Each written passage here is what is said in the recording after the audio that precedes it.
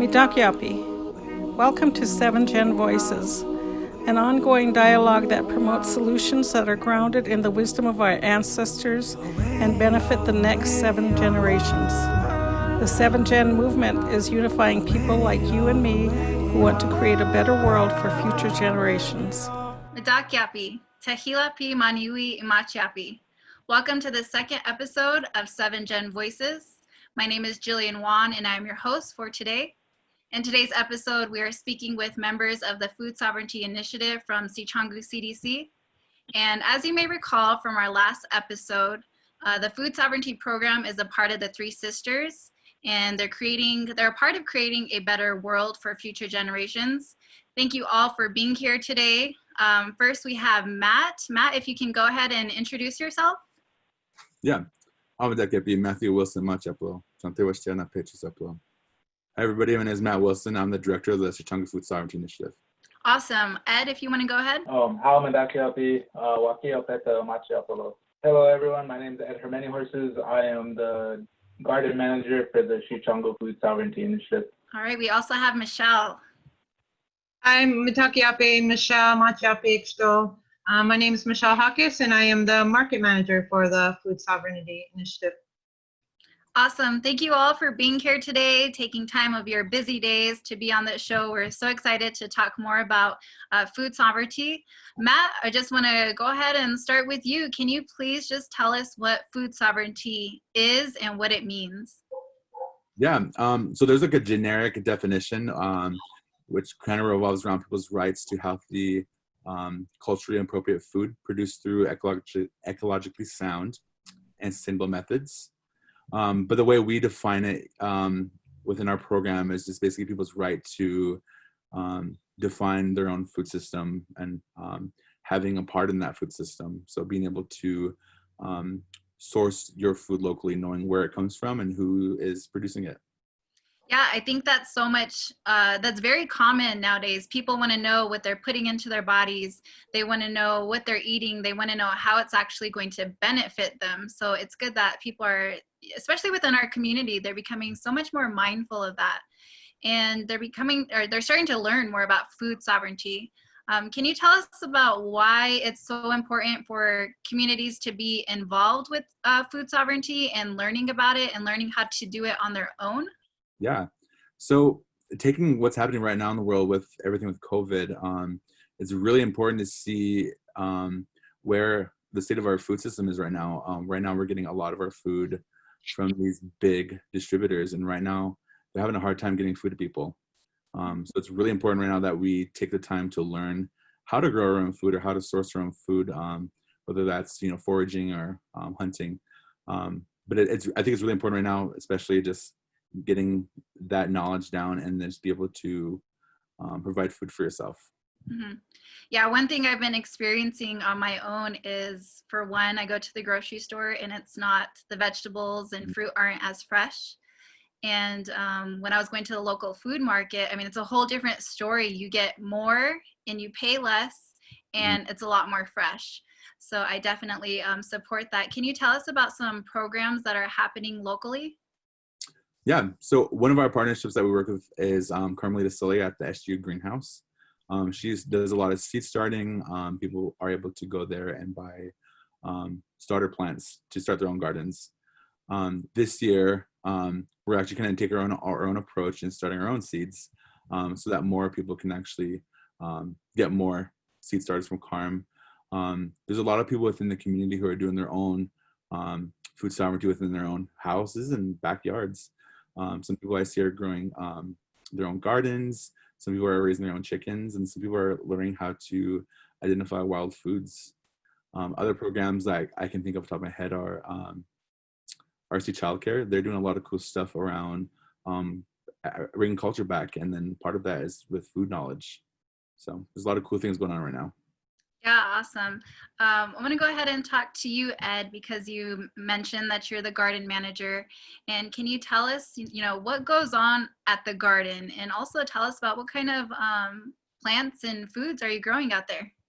A little bit background knowledge on the garden. We have 1 acre of land we usually grow a wide variety of vegetables. We don't focus really on one crop at all. We grow anything from tomatoes and peppers to spinach and Swiss chard. And, every year we're just trying to grow as much food, different foods as we possibly can with our climate. We also grow like indigenous foods and indigenous corn, beans, squash.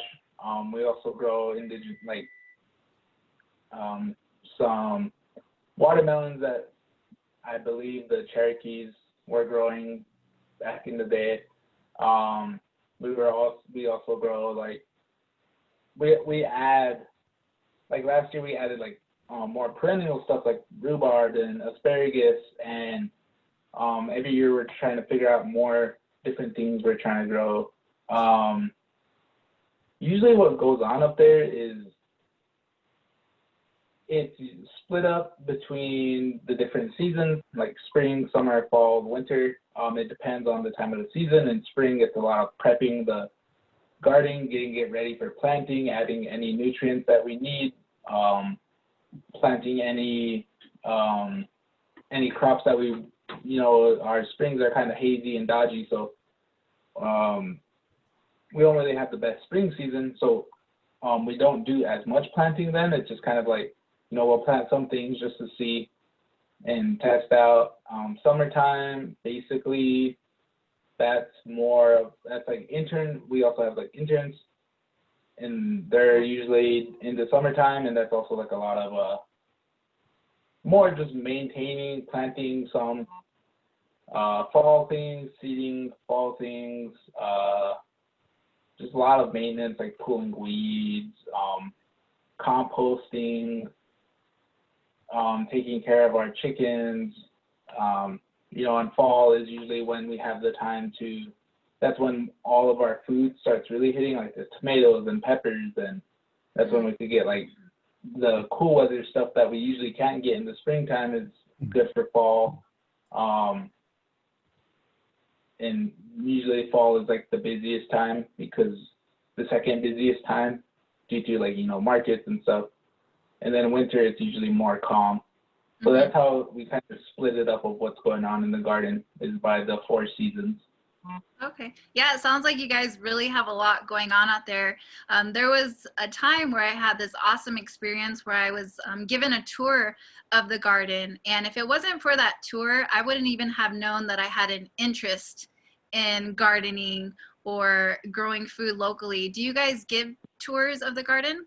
Yeah, we get the occasional community member coming up to take a tour. We're always wanting people to come up there. So if you're interested, please do. And just to give you some context of how we've grown, it was basically, we started off with a field of thistle, which is a really, prickly weed. And now it's a 1 acre teaching garden with a, indoor geodesic greenhouse.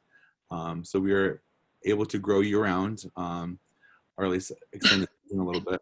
And yeah, it's really growing. And then this summer we're, in response to COVID, we're just looking to, expand our growing areas and increase our production output. Mm-hmm. I've also seen advertising for a summer internship program that you guys put on. Have you all had success in finding interns? And if so, how did that turn out? How did it go for you guys? Yeah, so we have one of the largest internship programs on the reservation. We usually get about 16 to 20 interns a summer. This year's a little bit different with everything to do with COVID. We still got a good amount. We got 10. They'll be starting in June 8th, and that's a 10-week program where they get to come up to the garden and learn everything there's to know about planting, growing, harvesting, maintaining the garden. But we're also going to be doing something a little bit different this year, is that we're going to be doing some food relief efforts. So we'll be able to do some food sovereignty relief kits, create videos on how to start your garden at home, just so people have that knowledge that they can do it on their own as well. Awesome. So obviously there's a huge pandemic going. How has the program been handling, the lockdown and the stay-at-home order? Are you guys still busy at work? I mean, obviously the plants still need love and attention. So how's that going?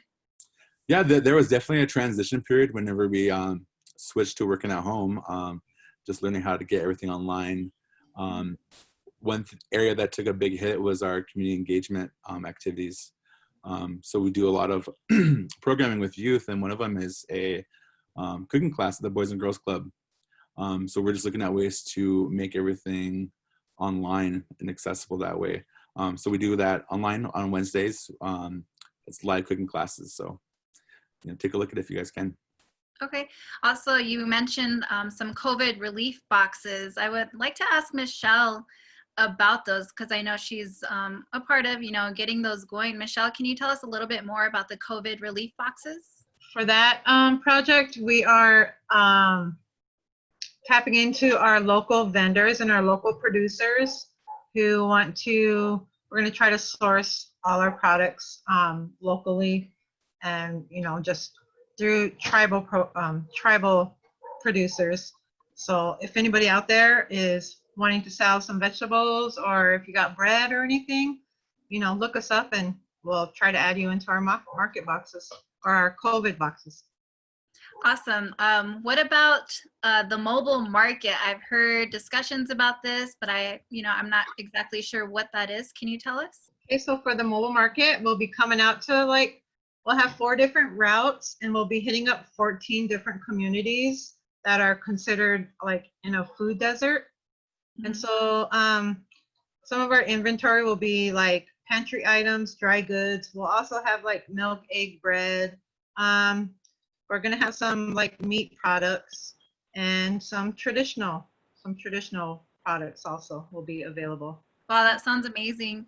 There's also been talk about subscription boxes. I mean, more and more you find that people want to order food online, and sometimes in some areas it's even at the point where they're getting food delivered to their door. So can you tell us a little bit more about the subscription boxes? Yeah, for our TSA, our Tribally Supported Agriculture, we will soon, hopefully, within this next month, we can start adding people to our subscriptions list. Well, you'll get a weekly food box. So yeah, we'll have different things in it, and whatever's growing at the time and available. So, and then you can have we have eggs too. You can add that as a value add-on, and then other even traditional foods from our local vendors and hopefully bread makers and stuff like that. So we're excited for that. Nice. That is some really exciting news. I hear so much about the food sovereignty program, and it seems like there's just been constant growth, and you guys are just constantly looking ahead and getting the community involved, and you're always looking for feedback from the community. And I've seen where you guys have ask the community to fill out surveys so we can look into a better future for generations ahead. Can you tell us, Matt, what are some long-term goals and plans for the Sicangu Food Sovereignty Program? Yeah, so giving you some background on kind of our mission and vision. So our vision is a food system that heals, connects, and empowers. And then our overall mission is to spark a prairie fire movement to indigenize our food system, our food economy. So with that, some of our core areas of work is providing models for small-scale agriculture, as well as providing models for future farmers and ranchers and entrepreneurs. Okay, amazing. And then what are some ways that the community can support the food sovereignty program? Obviously, everybody, we can't get together as a crowd, but can they support you through social media? What are some things they can do to help you guys? Definitely. Right now, we're working on a possible future project involving a mobile grocery store. So we have been putting out a online survey to get feedback on what kind of products people would like, what kind of route system or location they would be interested in. So we definitely would like your feedback on that one. Another one is we are partnering with our friends at Dakota Rural Action to launch a social media campaign to celebrate all things food. So here's how you guys can take part in that. So share our post, video or picture on Facebook, Instagram, or Twitter every Sunday. And this could be anything about food, gardening, cooking, or even eating. And then using the hashtags come to the table, food sovereignty, Dakota Rural Action, and then Sicangu Lakota, and it's food security. Once you do that, you'll get entered into monthly drawings. So there's that. And then lastly, don't forget to like us on Facebook and follow us on Instagram. Yeah, I see that you guys have been really active on Facebook. Would you say that has helped your guys' program as far as getting the word out there? Is that really making a difference for the program? Definitely. Since we can't be out there in person, you know, meeting with people, definitely social media has been our way to engage with people. We've definitely seen an increase in, you know, the amount of people we've been engaging with, not only just on social media, but through our website, at sicangocdc.org, where we post, you know, newsletters and blogs. So don't forget to check us out over there. All right, well, this was a lot of fun, guys. I just want to thank you all for your time and being on today's show. I feel like we have so much more knowledge and understanding about what the Food Sovereignty Program is up to. And for those of you who are listening, please check out Sicangu CDC's Facebook page for updates on what the Food Sovereignty Program is up to. And also on that same page, you'll be able to see the 3rd episode of 7 Gen Voices. Thank you all so much. Have a great day.